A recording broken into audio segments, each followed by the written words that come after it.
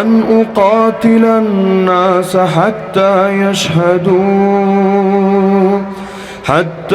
يشهدوا أن لا إله إلا الله. آمنت بالله صدق الله العلي العظيم وبلغنا رسوله النبي الكريم. ইনসাফ ফাউন্ডেশন পল্লবীর পক্ষ থেকে আয়োজিত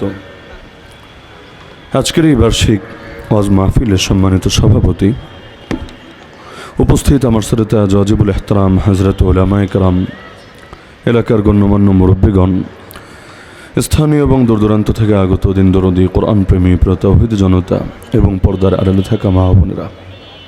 শ্বাস টানে কেন? মাইকেল লক্ষ্য শ্বাস টানতেছে কেন? শ্বাস টানে কেন? শ্বাস ঠিক করো, রিভাব দিতে বলো আর এই যে আওয়াজ করো।